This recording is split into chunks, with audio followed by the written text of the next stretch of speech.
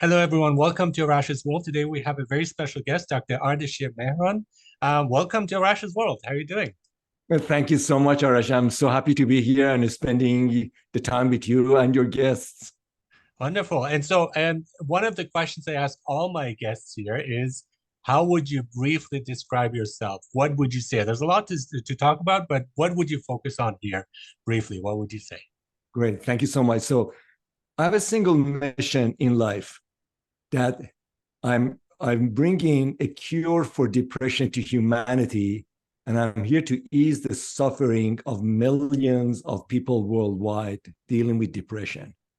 And I want to share with you the science why depression is so hard to treat and what I'm bringing to the world that they need to know about how do you actually heal depression. I love that. Love that. So your book is called You Are Not Depressed. You are unfinished. And I Yep. find that very interesting. And there we go. You're not depressed, you are unfinished. So yeah, let's dive into that. So what would be basically your definition of depression? What is causing it?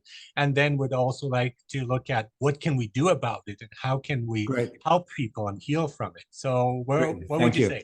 Mhm. Great. Thank you so much. So the depressions, so in terms of my background, I'm a psychologist. I went to graduate school, trained to be a psychoanalyst, trained at Columbia University, did my clinical training in Bellevue Psychiatric.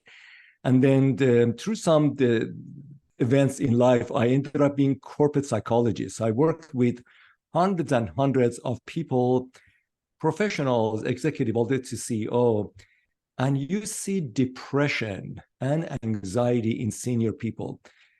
And it's depression in senior people, professionals, actually, you don't see it because people learn professional, they learn how to mask it. They have a great smile. They have house on the hill, with wonderful spouses, And they position, don't well. talk about it. They don't talk about it at They all. don't talk about it. The reason is they don't know it.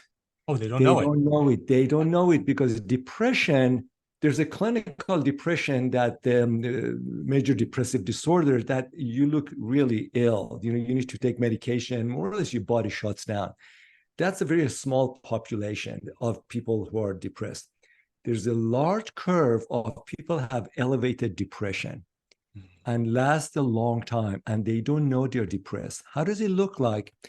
It's a sense of heaviness on their soul and their mind. And if you talk with them, there's a sense of grieving, there's a sense of loss, there's a sense of the yearning for something. And in fact, they use the term, someday I will do this, someday I will do that. And they feel there's a heaviness on their soul. And the way you know they're depressed actually is in their bodies. Mm. Women have the high rate of gastrointestinal churning a stomach, Mhm. the tightness of their stomach. Men have gastrointestinal, I'm saying cardiovascular, heart, sudden heart attack. A key data point, and I will answer your question, what is depression? So I used to work, I was an executive with Kaiser Permanente in the largest healthcare organization in the US. This is a known fact, and you see it across healthcare organization every day.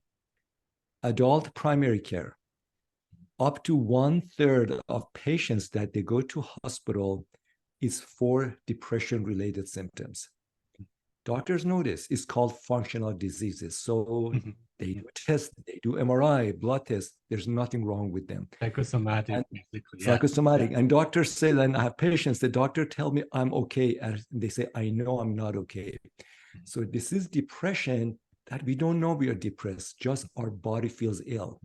You see a lot of aches and pains, migraine headache, shoulder problem, neck problem. All of these are depression unresolved. What is depression? Depression is Before the we get same. to that, I just want to jump in because that's really sums up what I was going through a few years back. And I Yeah, did not know, like you're saying, because everything is okay and fine, but there's no excitement, there's no thrill. And there's also that's right. that kind of feeling like someday, and I would always project it into the future. That's I'm right. not ready for it yet. I can't handle it. Yeah, One day things will get better. I had migraines probably on a weekly yeah, basis. yeah, I yeah, had various other symptoms that started getting worse, cardiovascular disease as yeah, well. And so, but once you get out of that, you realize first of all, well, yeah, wait, there is yeah, something yeah, wrong, and you take the steps.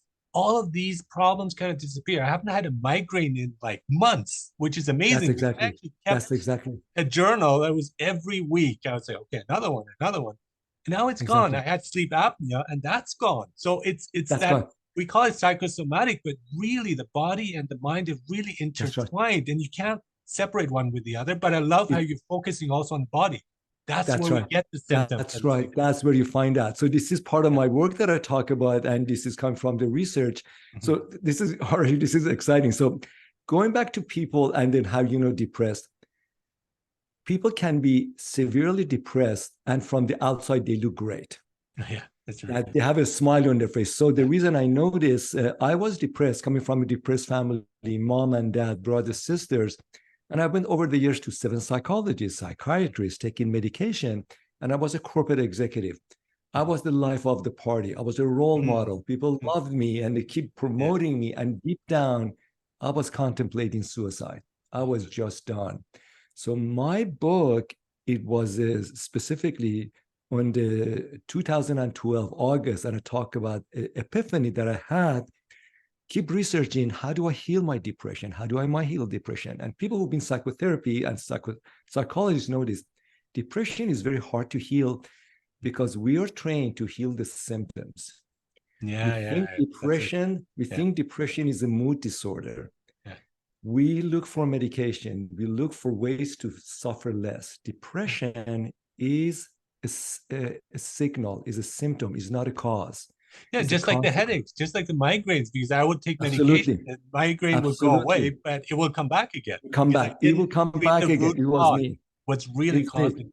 Yeah, yeah. Exactly. So people who work with me, and I tell them, dear friend, dear client, once you do the work that I want to describe what it is, once you do that, you will wake up one day. You will not be depressed. You will be pissed. You don't want to waste time anymore. Realize you've been living in shadow, and it's a life that is being, it. So It's depression, amazing how much energy that is released that way. And I love it. You drop the D and you just become like pressed. Like I find like I have so much more time. I have so much yeah, more energy you don't want to and waste there's so time. much more I want to do at the same That's it. time. So, So yeah. so here's a part. When people are depressed, they call me, and literally people are calling me from across the globe. They say, I'm depressed. And it says, depression is your own soul signal to you. It's your Mhm. SOS. Mhm. It says, wake up. Yeah. It's you to you. Say, wake up. And basically, the people say, what does it mean? Basically, what it means, there are certain emotional experiences in life did not happen for you. Mhm. Mhm. There are things missing. There Mhm. are emotions, learnings, and fulfillment you didn't get.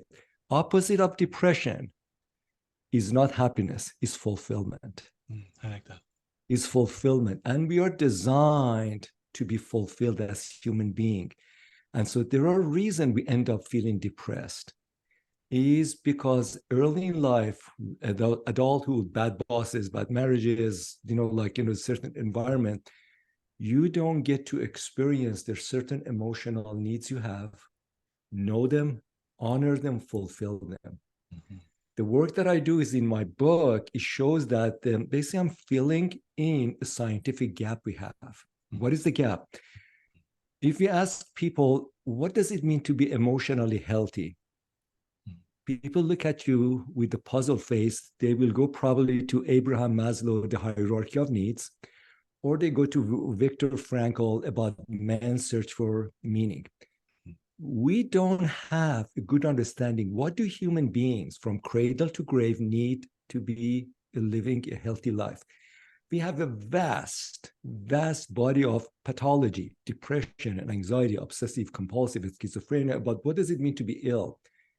What we haven't put that together. So my work when I was in depression, and that August I talked about, I've been studying that people who are depressed, when you listen to somebody who's depressed tell their story, actually they tell the story in three narratives.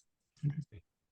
The first narrative is that life sucks. Oh I'm yeah. burning. I'm frustrated. I'm angry. I feel flat, or just, these flat emotions. Mhm. If you ask, say, tell me more, versus right, you're trying to fix it, tell me more. Then there's a narrative, there's a story, there's a meaning. And this is where the cognitive behavior therapy comes in. There's some thought processes come in. So in terms of why am I feeling like this? I have a bad boss, bad marriage, I'm not making money. I don't have a Ferrari yet, everybody hates me. If you listen more, say, tell me more, then there's a longing come in. I wish I was in a better place in life. I wish I was in better shape. Like I was born here. I wish I was born there. If you stay with that, I've been modeling this for 30 years. People tell the story about the needs, what they want, what are they seeking. There's a sense of longing. That longing is universal. That longing, you look at the historical book, Old Testament, New Testament, all the way to throughout the history, there are basic human needs we have. Nobody's put them together. And these are the reason I call them emotional rights. These are, in essence, they're biological. As human being, we're designed to know them, fulfill them, and live by them. Parents don't give it to us. Teachers, partners, bosses, we are designed to experience them. Once you do that, you are literally your rights, like civil rights, national rights. And so when I do therapy that I do these days, I help people understanding right now, do you know your rights, emotional rights? People say, heck no, what are those? Then I share with them, let me walk you through that. These are things that you have it. Nobody told you that. Nobody told me that. Yeah, I love how you're saying also it's these are not privileges, these are rights. Like these are rights. These are belong to you. You have a bill of your emotional. Go claim them. Go claim. These are yours. Once you do that, people get energized. Oh my gosh! And so some of the people, I don't want to say everyone should do that. People who work with me, they leave the relationship with the partner, says, I love the partner, he or she is not right for me. This job is not right for me. You know what? Exactly. I can be better. Right now I'm perfect, but I've been just playing small. We are all, and tell people, everybody has a Michael Jordan or Serena Williams inside you. There's a lion or lioness. Let's look at each of them. There's 7 of them. 7 of them. So let's go through them one by one. Through them. Wonderful. So let me describe them. And I invite you and listeners, these are not cognitive left brain. These are felt. So I invite you to sit comfortably and just listen to my words as I walk you through that. The very first need happen at birth is a sense of I belong. All of the needs start with I belong. This is the initial connection to life. A mother or caregiver, a guardian, the quality of being held, being seen, being loved, being touched, and reflecting the love and acceptance that you belong to this world with the child. So the child, through the eye of the mother or caregiver, looks at you, says, that person belongs to me. I belong to that person, and develop a sense of attachment connection. That would be twofold. It's not just to the mother, you also like to the world and cosmos, like including everything, right? So that, but it starts with the mother. The mother carry. It starts with that the child learns a sense of connection, because the sense of connection is the safe connection. That I can be crying, but knowing a love will come to me. If a breast comes to me or milk comes to me, sheltering. So that safe connection, it's so important, and for majority of human being is frayed. Mother's not available. Mother's busy, mother's upset, and so on. And in fact, even in the ideal case, I mean, I'm thinking of Otto Rank, just the ideal case, it's a trauma that we go through. We left that womb, we left that safety, and we're thrown into something that we don't understand. That's something that stays with us. Even in the ideal case where we have a wonderful mother, most of us do not, whether intentional or not, again, that's another, but most of us do not have that connection either. So it gets even worse just starting off. We are built with a sense of isolation built in, connection, isolation. What is important here, Arash, is that I wrote a LinkedIn post 3 weeks ago. I challenged the current attention deficit disorder. What I wrote actually is attachment deficit disorder. So what we know from research, there's a lot of scientific research coming that people who are in ADHD space, some of my clients, they're adults, like in their 40s, and say that since my 18, I've been taking medication about attention, about my distractibility. Then some mothers called me for their teenage boys and girls about the ADHD. ADHD is not in your head.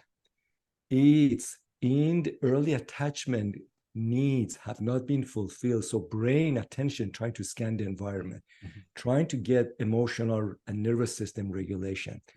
So medication basically defer it. What these individuals need, I know some of your session you had about trauma research, so I'm trained in trauma and somatic work, help them to settle individual in their nervous system to bring some regulation and co-regulation, and that brain calms down. That's the heart of attachment. I think I see the connection with depression, because for the longest time we're saying That's it's what it is. biochemical imbalance, and it's not. I mean, that was something that pharmaceutical companies would like us to believe in many cases. That's right. That's right. It can help. I mean, I'm not against medication, but for the main parts, there are other ways that are much more effective and much healthier to treat them. And I think that falls in the same line, but we're still not accepting it. We're at the stage where we are not accepting it. This is really a tension, is almost political tension, about that, because depression is defined as the mood disorder. Mood disorder, take medication so your mood is leveled. Medication doesn't heal it. It levels the mood so it can go functioning. That you need to go to the root cause, because depression, again, is a consequence, not the cause. The next need develop is it's called I call it I am boundless. This is about your body. The whole aspect is that somewhere around the time of 20th century, 19th, 20th century, we became basically talking heads. Even the term mental health, mental illness, we think is in our head, is our entire being. So we're trying to, even like a cognitive behavior therapy, psychotherapy is our verbal communication. Emotions, we know from research, is not in our head, it's in our bodies. We know from the brain research that brain actually follows the body. Coming from Sigmund Freud and early psychoanalysts, they thought, if I believe in something, make a decision, my body follows that. Well, we have butterflies in our stomach. I mean, that's what it is. Yeah. Exactly. So it's part of that expressing. So you've seen behind my space is the long space. So people, when they come to my therapy session, we actually stand up. We don't sit down. Like, you express emotions. Show me your anger. Show me your hurt. Show me your joy, your love. So that, because if we don't have body memory, brain cannot go there. So you need to bring body as a way to full expression and full healing. The next one is called I am complete. This is fundamental. What we know from research, there's no such thing as past. That brain remembers the events, can analyze, categorize, prioritize. Emotions are in the body, and body has no sense of time. So if there's trauma in the body, if memory comes up, what that really means, and this is actually magical, what that really means, body is waiting to close an emotional and response mode. Body you cannot fool the body with words. Body only knows action. Do something, say something, run away, punch, hug, kiss, whatever. Body needs to see action in here and now. So the healing, the work that I do compared to 10 years ago that I did therapy, bringing people in the body, and whatever comes up, pain, stomach, migraine headache, and so on, use that here and now as a way to reconstruct a different narrative. We can go there, realize what happened back then and there, that you end up here. But going in the past, reflection, narratives actually is not helpful. Help the person become completely full, and healing happens in the moment, 1 millisecond at a time. You create nervous system experience. Yeah. So Rank also looked at the here and now. But I think what's important, though, for me, I find there's a lot of emotional baggage, and that emotional baggage is heavy when you talk about heaviness, and that's it. But once I was able to go through that by visiting the past in the now, but visiting the past and bringing it out, and then making it conscious, it disappears, and I get this feeling of lightness. So emotional baggage wears us down, but once we deal with it, we're free to move. It's like this backpack that we're wearing. It's always like heavy. And then we just relieve ourselves from it. So this is it, because emotional baggage is waiting for an action. Body only trusts action. Do something. True, Once true. you do that, Mhm. you create a different experience because But we don't not thought alone, because that's the talk. problem with, You yeah, yeah, do something. Basically, is about sense of agency. yeah, Your body needs to see you doing something. yeah, Once you yeah. do that, because when we go through emotional burden, we fall along three levels. We don't trust our body because body's hurt. We feel isolated. Mhm. And we also sense of agency gets frayed that I have no Yeah, power. sense of agency. Yeah. Once you get those three back, you realize you can create a new narrative here and now to combat the other one. I And find that's the then shortcoming of Freudian psychoanalysis too, because then it's like the inside, we got it, but what's now? What's next? What follows? You know, and it just leaves you there hanging. And it's like, what do I yeah, do so with my freedom and so on? But yeah, that's what it is. So I was training yeah. psychoanalysis. So Mhm, it pains me to say this. So last August of last year, I was in a call with a psychoanalyst in New York City. mhm, And as therapists, we talk about how do we heal people with depression. So we mhm, started to share mhm, notes, and she said, "Ardeshir, tell me about the case of depression with one of the clients." So I shared the case with a male executive in the Bay Area. I live in San Francisco. That his depression within 5 sessions made a significant progress, and we met and all because I only work in 5 session increments, and then by 15th session he was good to go because whatever I do, I teach the clients once you learn that you can self heal yourself So you set limits from the beginning. It's because in a body way. knows that Yeah, exactly. And I tell people I don't want you to come and see me over and yeah, over again because once you learn how healing is done, there's original design, we all have it. yeah. Once you know that, like almost I teach you how to fix your car, you can manage it. And then deal with the separation anxiety from the You therapist, learn where that you're on your exactly. own now. Yeah. No, Okay. but I don't say I'm always here, but I want to Yeah. help because you Sure. can Yeah. manage. And then so people who work within 15 sessions, I'm good to go. I can handle it. I Yeah. can take Good it to from go. here. Yeah. Then my colleague in New York City said she shared about her work with the case study, 4 years, 4 years of therapy, 3 times a week. Mhm. So both of us felt awkward. I know I felt awkward. I was thinking maybe I'm messing things up. But then I realized that's how I was trained, that you need to go childhood analysis, what happens, conscious, subconscious, all of that. Those are interesting, but takes people from here and now. That's the Mhm. reason therapy in talk therapy takes a long time. Mhm. Body needs to be involved. Once you do that, healing happens a lot faster Mhm. and you can guide it. So the next need is I matter. This is about the sense of that whether you live uptown, you live downtown, you live in this country, you live in that country, whoever you are, wherever you are, respect, honor, and dignity bestowed upon you.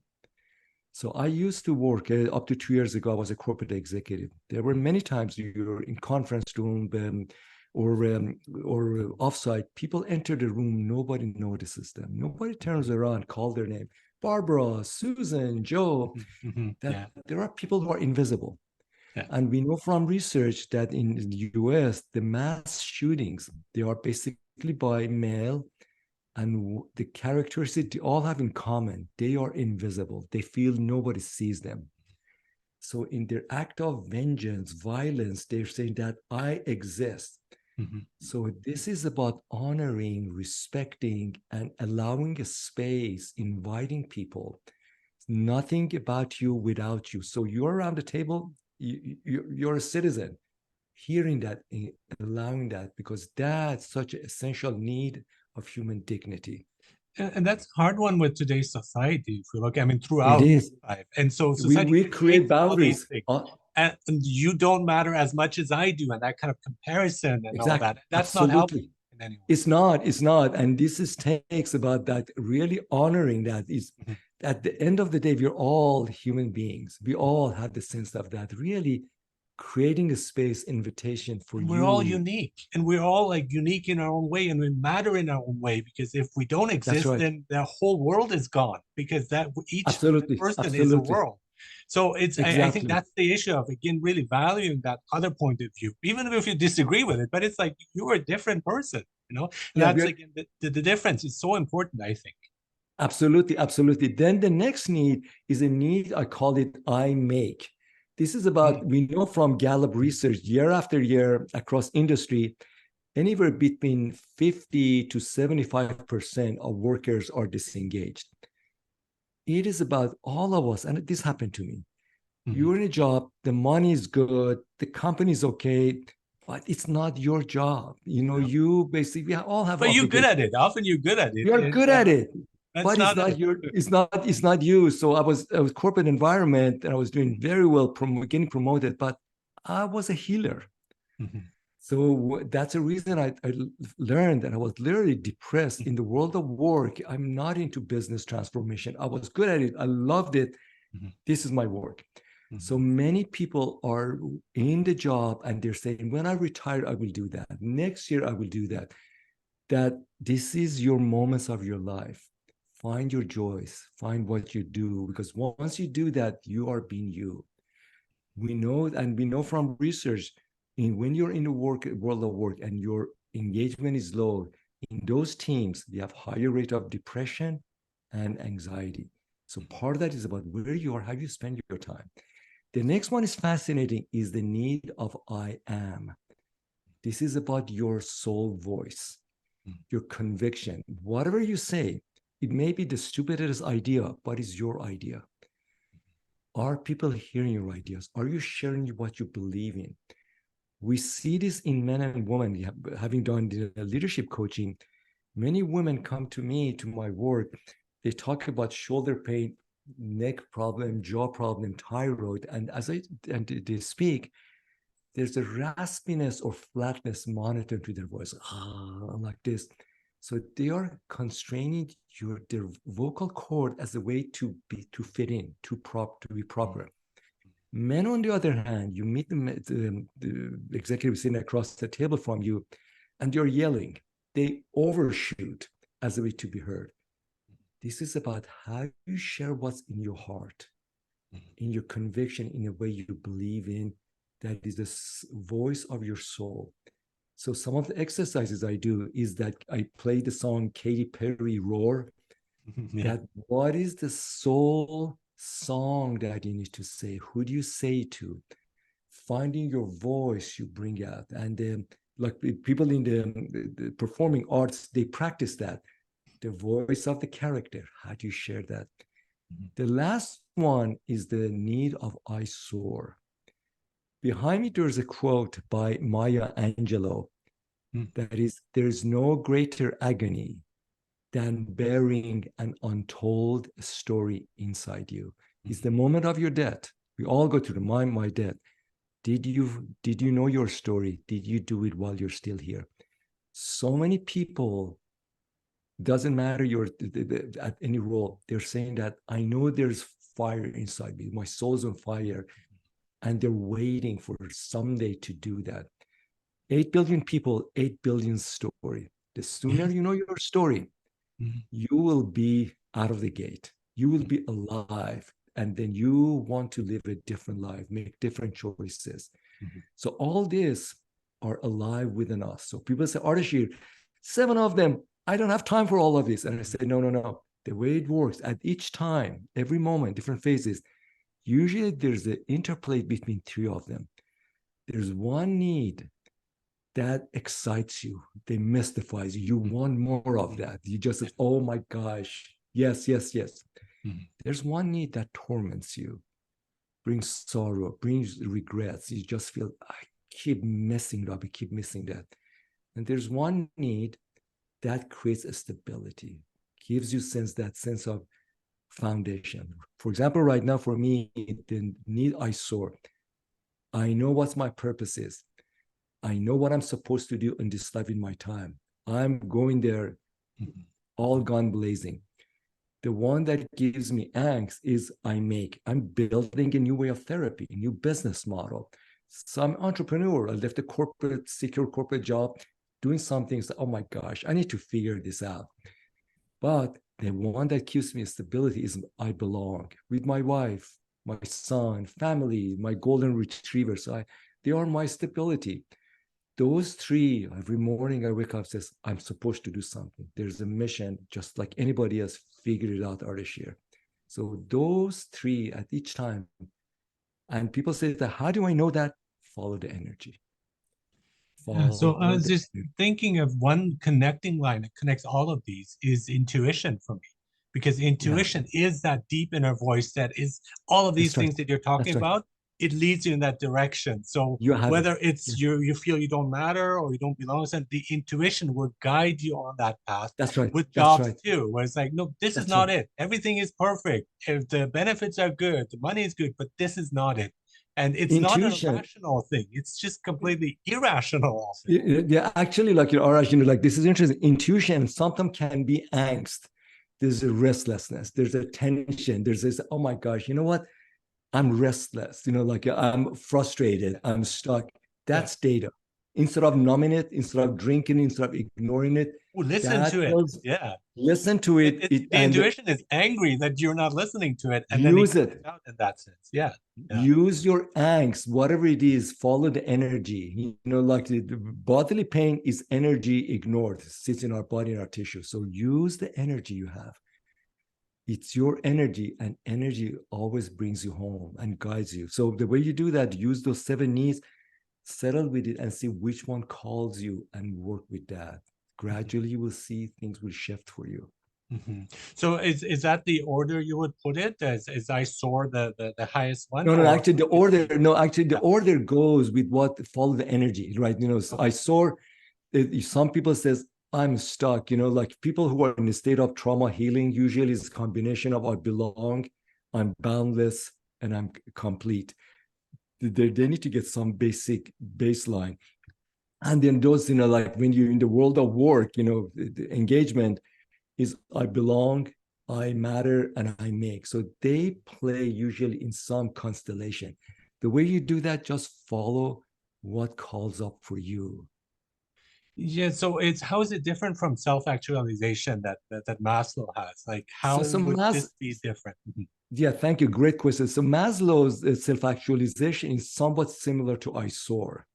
Mhm. But That's what I was thinking. what's Yeah. yeah, somewhat similar. What's different about I soar is that there's no end to that. It's not your self-actualized. That there's no Oh, I top like of the that. hill. Yeah. When you It's like go, because you you're all not done. You're not there yet. You're you're not not then. perfect. You are always That's right. looking for perfection. And so That's I right. think I That's like that. right. That's Yeah. right. Like title of my book, Unfinished. You're Mhm. always unfinished. Like great Yeah. artists, they're never finished. But as you go forward, further roads open up, further roads open up. Journey of growth is the journey of endlessness Yeah. pursuit. When you Well, do that, until death finishes us. But I think that's again another thing. But that's right. That's that's a that. whole different story. Hopefully by yeah, but hopefully by the time you get there, at least your state says, "Look what I've done." Exactly. Like yeah, But that's important then. At any point, we can reach that. So it's never that's right. too late. I think that's the idea where people give up. It's like, well, I'm way too old to change a career now, way too old to do this. Like, It's no, I not. think like if this is the moment, if you get that sign from your intuition, That's right. heed it, listen to it. And even if it seems like quite crazy, what often it That's is right. leading you towards something much more than what you. Let me give you two data points that I Go ahead. got in the last 6 months. I got a call from a teenager, 16-year-old, says, I got your book from my mom. It's one of her kid. And I read that the Bill of Rights, it said, I belong, appeal to that. Two different calls, two grandmothers, both 70, one on the East Coast, one West Coast. They reached out to me and said that my kids are trying to put me in a nursing home. Says that more or less you're done, go there. Said that I read your book, I saw one of your podcasts. Oh my gosh, I have fires inside my soul. Yes, my body's frail, but I know inside me, I have so much to do, so much to give. Yeah. So you start anytime in life because the journey of emotional needs, we're done when we till our last breath. Mhm. Mhm. But that you have a lot of a story inside you. Know that, and you see yourself changing. One of the issues I have though is with others, with society, because there's often like I do like once I connect with myself, but how do I bring it out into the world. Because if in society's eyes, often we think we don't matter, or we don't matter in some cases for some. We think we're complete, but we're not. There's always like, it's never enough. We always have to do this. Like our parents, Yeah. never satisfied with what we did. We have to do more. And so the belonging, there's even making, and we get criticized for that. And you could do more. It's Yeah. competitive because look, that guy has done more than you have. So that kind of pressure. So how can we find that balance where it doesn't phase us? It doesn't affect us negatively. It is hard and it will phase us. This is the journey of change. So whenever, in fact, with my clients, they all go through that. Once you start to change, family system, work system, they don't want one member to change, because once you do that, you disrupt the Yes. full family. Like suddenly, when you're different, family, the reason you're dysfunctional is still within that. There's a pattern of keeping everything predictable. Yeah. So when that happened, and this is a part that I help with my clients, that you're disrupting a relationship with your spouse, with your parents, with your siblings, and part of that, when you heal, their wounds become evident. Yes. And they realize the things they've been holding on to, and then they basically denying themselves. So this part, instead of being a disruptor change agent, how do you bring a heart, knowing a lot of people at the end of the day start with connection, start with listening, instead of preaching, hey, mom, dad, brothers, sisters, be that person that creates openness. Embody Say, it, for others. embody, so that because people change when they see safety, sense acceptance, sense that love by you, then they can be themselves. So as I start to change, my brothers, sisters, my cousins, there were a lot of time that would say, do you remember what happened to us? All of that. All I was doing, I was listening, nodding my head, and there were tears. You bring healing, especially when there's a generational trauma in the family. Just be the source of acceptance and respect for them. And that's the beauty of also therapy, of healing as well, because once you That's right. heal, then it's this chain reaction. But when That's you right. don't heal, there's also this chain reaction, which is in a negative way. So it's like, I think it's a personal like responsibility That's that we right. have with That's right. ourselves to heal. Absolutely. We Well can't said. Well we said. can't make others heal, but once we do, Yeah. there's chances they will. But if we don't, then nobody will. So I think Nobody will. And you pass it on to next generation. In the fact, next. my next book will be is on generational trauma.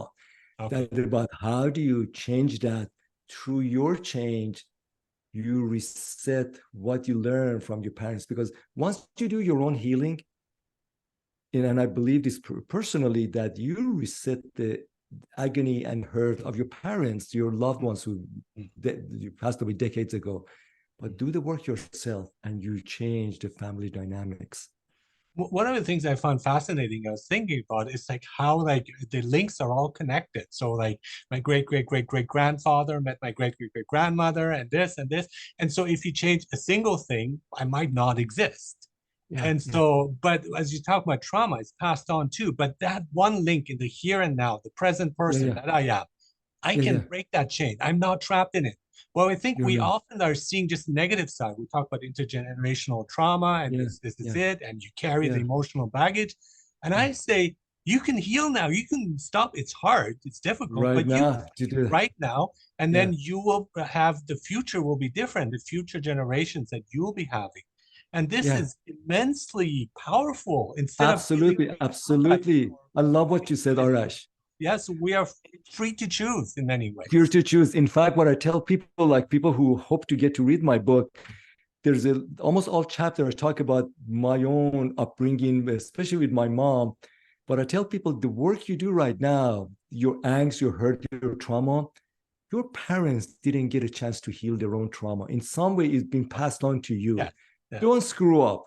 yeah, Finish it, do the work, because then you do the work on their behalf.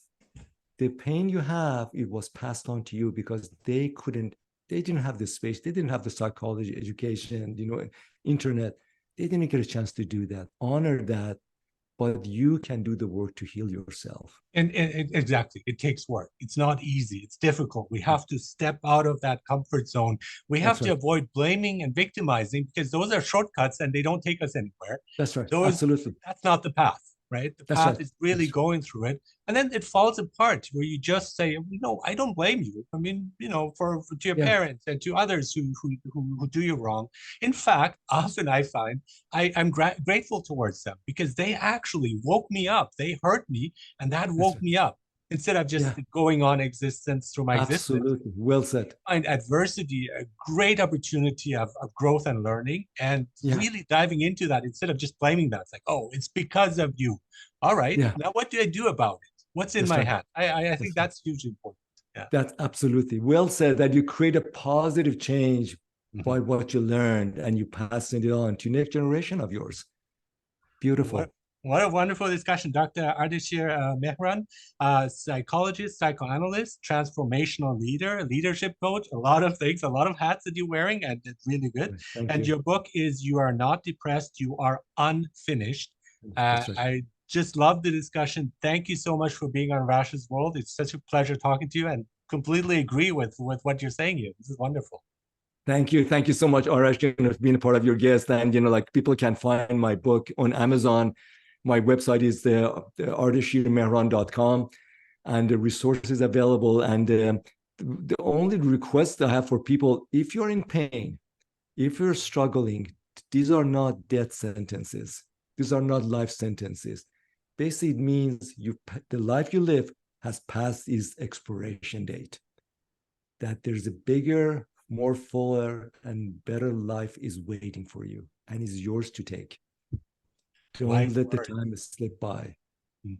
Thank you so much. Thank you.